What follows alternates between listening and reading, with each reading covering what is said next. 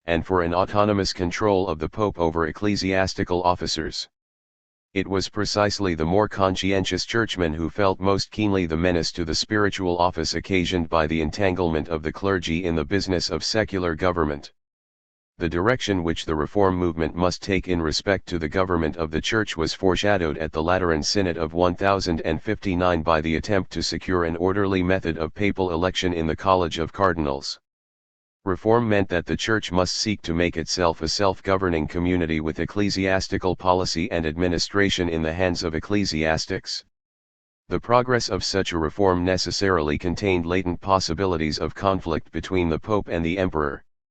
The desire for the autonomy of the Church was, in fact, an answer to an abuse which was deeply rooted and which had been steadily growing. Long before the 9th century churchmen were already great landowners. Charles Martel had feudalized large amounts of church land to finance his wars against the Saracens, and as feudalism developed, churchmen had been more and more drawn into the system by which government had to be carried on. 230. As an owner of land, he owed feudal services and had, in turn, his own vassals who owed services to him, and even though he had to perform the secular duties of his station nominally through lay agents, his interests were largely identical with those of the feudal nobility. The higher clergy, by virtue of their wealth and standing, were deeply concerned with every question of secular politics. They were magnates whose power and influence no king could overlook. Indeed, feudalism apart, their superior education, at least on the average, had made them the most eligible class from which a king could draw the higher officials of his kingdom. It is probably true, as was said in the previous chapter, that the Church had been, all through the centuries which had intervened since the fall of Rome, the main repository of the ancient ideals of public authority and civic order, and that churchmen were likely to be the best agents for carrying out any royal policy which required a degree of royal control. In the 11th century, therefore, both for reasons that inhered in feudalism itself and for reasons of policy that went beyond feudalism, churchmen were deeply involved in secular politics. In the persons of the higher clergy, the organizations of the Church and of the state met and overlapped. So completely was this true that a radical separation of the two hierarchies, on the basis of a surrender of political functions by the clergy, was obviously impossible.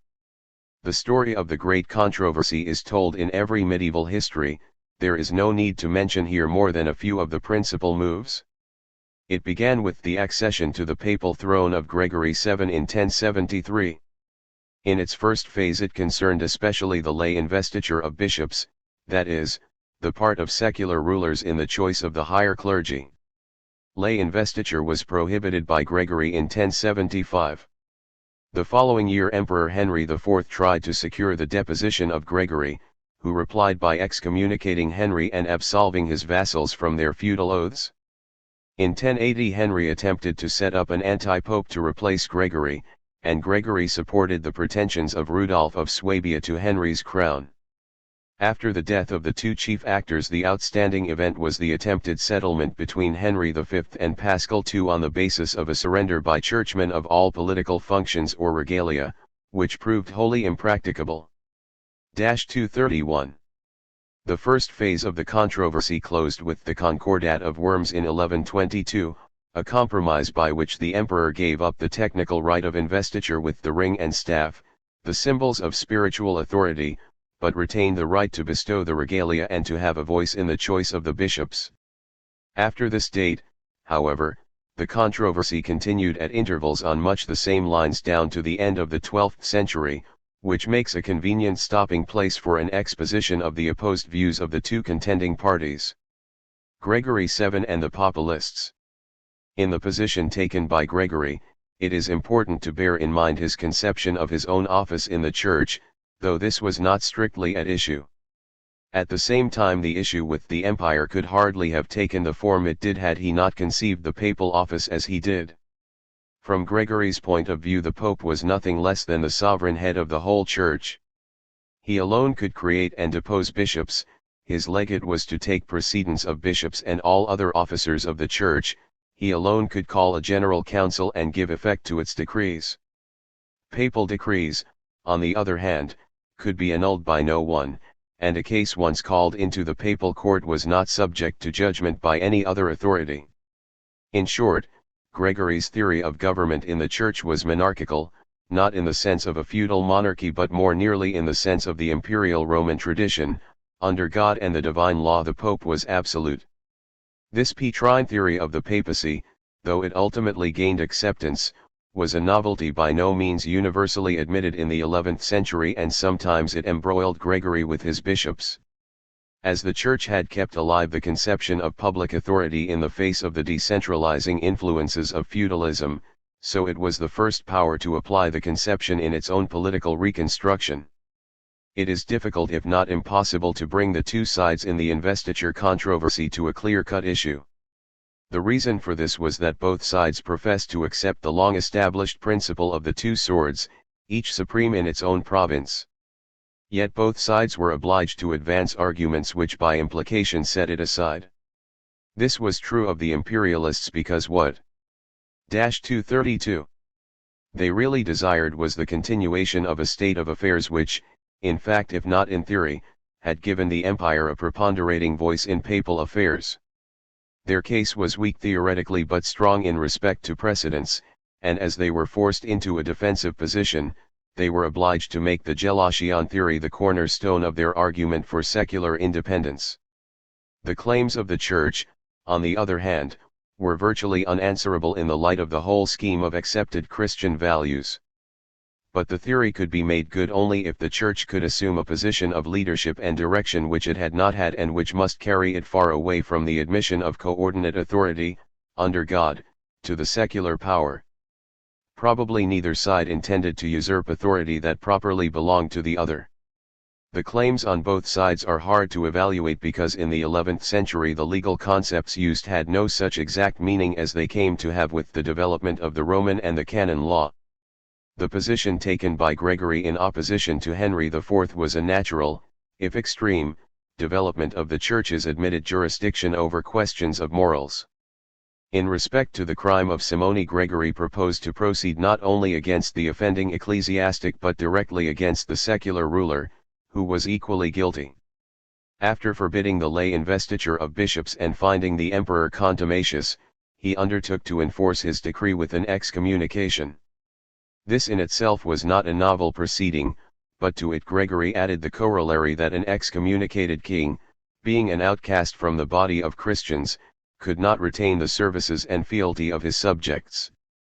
He did not claim that oaths could be dissolved by the Church at will, but only that it was within its jurisdiction as a court of conscience when it pronounced that a bad oath was lawfully void.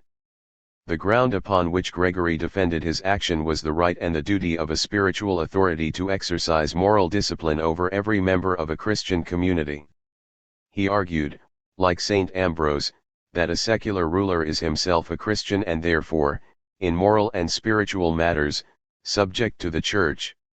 In effect, however, this amounted to the claim that the right to excommunicate carried with it the right to depose, of course for adequate cause, and to absolve subjects from their allegiance.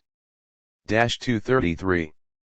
By implication the coordinate authority of a secular ruler disappeared, not in the sense that the Church would itself take over the functions of secular government, but in the sense that the Pope would become a court of last resort on whose judgment a ruler's legitimacy would depend. It is not easy to tell how far Gregory was clear in his own mind about the implications of the policy which he followed and the argument by which he defended it. There seems to be a fair presumption that he thought of the whole issue as concerning the Church's claim to exercise a moral discipline and not as involving a claim of legal supremacy. He professed, and there is no reason to doubt his sincerity, that his object was to protect the independence of the Church within the twofold system contemplated by the Gelasian theory. Hence there is probably no reason to believe that he meant to assert in principle a power over temporal rulers in temporal matters, for it would be manifestly unfair to assume that his argument had the same precise legal meaning that it would have had in the hands of a canonist like Innocent IV, after 2 centuries of advance in the precision of juristic definition. On the other hand, there can be no doubt what Gregory's claims really implied. It is true also that in controversy he was addicted to an unbridled use of language which sometimes put his case with startling violence.